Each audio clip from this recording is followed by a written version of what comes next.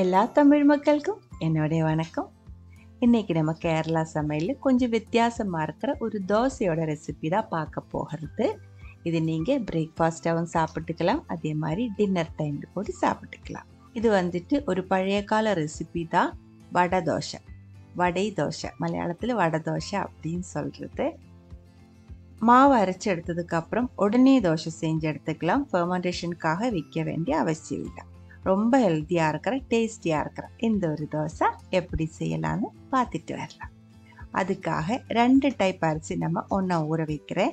1 cup அளவுக்கு பச்சை அரிசி, இட்லி அரிசி கிடையாது, பச்சை அரிசி தான். நம்ம தோசை எல்லாம் செய்கிறதுக்காக எடுக்கிற அதே பச்சை அரிசி 1 கப் அளவுக்கு எடுத்திருக்கு. கூடவே 1 கப் அளவுக்கு பொன்னி அரிசியும் எடுத்திருக்கு. பொன்னி அரிசி இல்லை இருந்தால் ஏதாவது ஒரு புழுங்கல் அரிசி எடுத்தாலும் போதும். பார்போயில்ட் ரைஸ். கூடவே 1/4 கப் அளவுக்கு உளுந்தம்பருப்பு, 1/4 கப் அளவுக்கு தோலோடு இருக்கிற பாசிப்பயர்.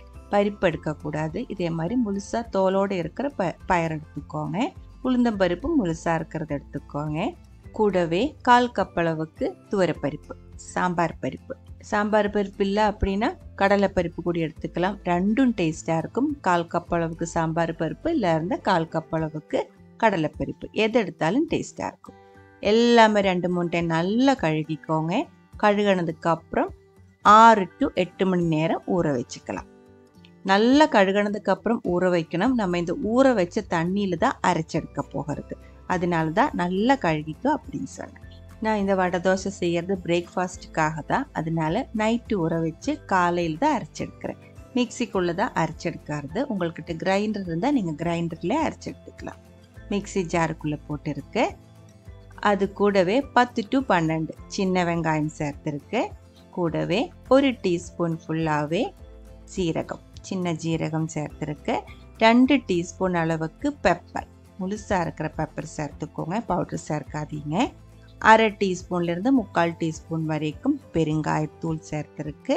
காரத்துக்காக 2 வரமிளகாய் சேர்த்துருக்கு. பச்சை மிளகாய் வேணால் அதுவும் சேர்த்துக்கலாம். உப்பு சேர்த்துக்கோங்க.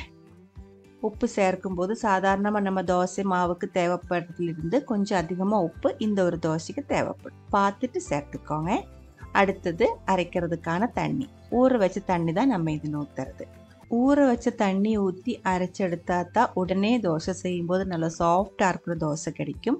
உங்களுக்கு உடனே தோசை செய்ய வேண்டாம், இன்றைக்கி நைட்டு அரைச்செடுத்ததுக்கப்புறம் காலையில் தான் தோசை செய்கிறேன் அப்படின்னா இந்த தண்ணி வடிகட்டி எடுத்ததுக்கப்புறம் பச்சை தண்ணி ஊற்றி அரைச்செடுத்துக்கலாம். இன்னும் ஒரு முக்கியமாக இருக்கிற விஷயம் சொல்கிறேன். நம்ம இதில் இந்த அரிசி கூட பயர்லாம் சேர்த்து ஊற வச்சிருக்கிறதுனால கொஞ்சம் அதிகம் நேரம் ஊற வச்சிருச்சு அப்படின்னா இந்த தண்ணியோட மனம் மாறிடும், வித்தியாசமாக இருக்கிற ஒரு மனமாக இருக்கும், அது நல்லா இருக்காது.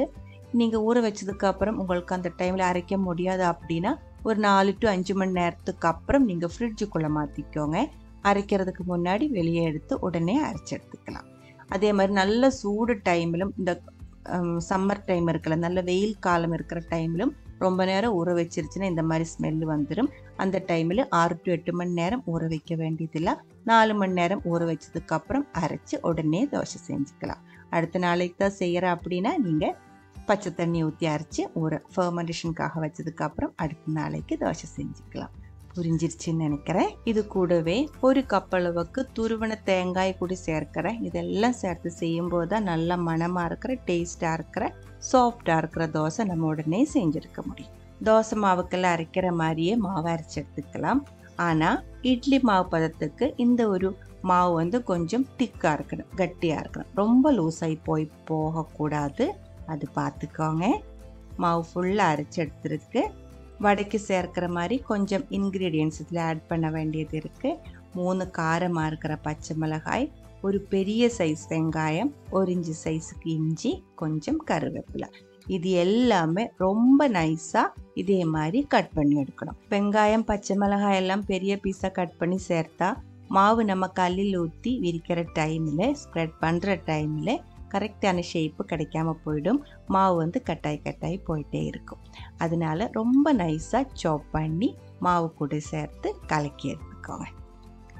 இது இப்போ கலக்கும்போது இன்னும் கொஞ்சம் கலர்ஃபுல்லாக வேணும் அப்படின்னா உங்களுக்கு பச்சை மிளகாய்க்கு பதிலாக வரமிளகாய் இருக்குது இல்லைங்களா, அது சின்ன பீஸாக கட் பண்ணி சேர்த்துக்கலாம், இல்லை இருந்தால் இடித்து கூட சேர்த்துக்கலாம். காரம் கொஞ்சம் அதிகமாகும். காரம் உங்களுக்கு பிடிச்ச மாதிரி நீங்கள் கம்மியாகவும் அதிகமாகவும் சேர்த்துக்கலாம்.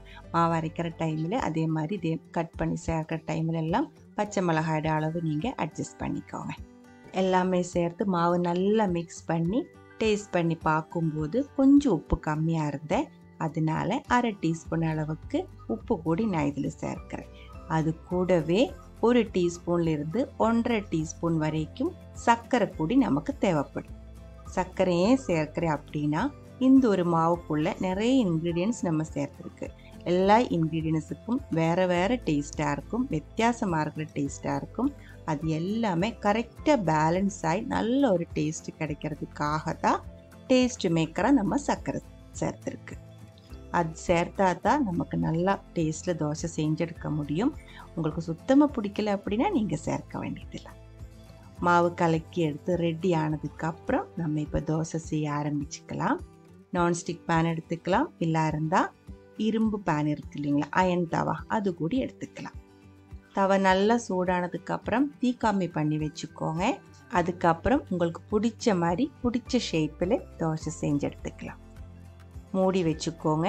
ஒரு சைட் நல்லா வெந்ததுக்கப்புறம் ஓப்பன் பண்ணி மேலே கொஞ்சம் எண்ணெய் தடவிக்கோங்க.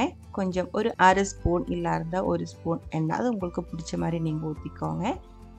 நான் இப்போ தேங்காய் எண்ணெய் தான் ஊற்றியிருக்கு. நீங்கள் தோசை செய்கிறதுக்காக எந்த எண்ணெய் தான் எடுக்கிறீங்களோ அதே எண்ணெய் ஊற்றிக்கோங்க. நல்லெண்ணெய் வேண்டாம், நல்லெண்ணெய் ஊற்றிடலாம். ஆனால் ஆயில் ஊற்றாதீங்க. ஆயில் ஊற்றும்போது அந்த அளவுக்கு டேஸ்ட் இருக்காது.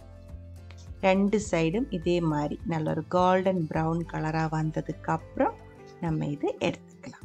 இன்னொரு தோசை செஞ்சு பார்க்கலாம். நான் இப்போது நான்ஸ்டிக் பேனில் தான் செய்கிறேன். அதனால தான் நம்ம லாஸ்ட்டாக எண்ணெய் ஊற்றியிருக்கு.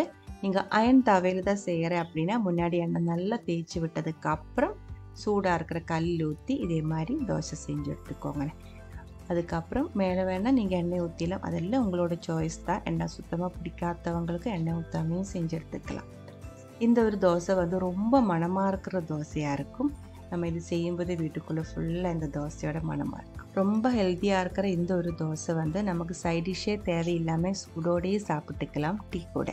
அது இல்லை உங்களுக்கு சைட் டிஷ் வேணும் அப்படின்னா பிடிச்ச சட்னி, எந்த சட்னி வேணாலும் இது கூட பர்ஃபெக்டாக மேட்ச் ஆகும். நான் இங்கே ஒரு தக்காளி சட்னி, ஒரு தேங்காய் சட்னி 2 செஞ்சு எடுத்து வச்சுருக்கேன். இந்த ஒரு வடை தோசை உங்களுக்கு பிடிச்சிருந்தா கண்டிப்பாக ட்ரை பண்ணி பாருங்கள். அதுக்கப்புறம் உங்களோட கமெண்ட்ஸ் எல்லாம் சொல்லிடுங்க. இந்த சமையல் பிடிக்கிற ஃப்ரெண்ட்ஸுக்கு மறக்காமல் ஷேர் பண்ணி விட்டுக்கோங்க. நீங்கள் இதுவரைக்கும் நம்ம சேனலுக்கு கொடுத்துட்ருக்கிற சப்போர்ட்டுக்கு ரொம்ப ரொம்ப நன்றி. உடனே பார்க்கலாம் இன்னொரு ரெசிபியோட. அது வரைக்கும் வணக்கம்.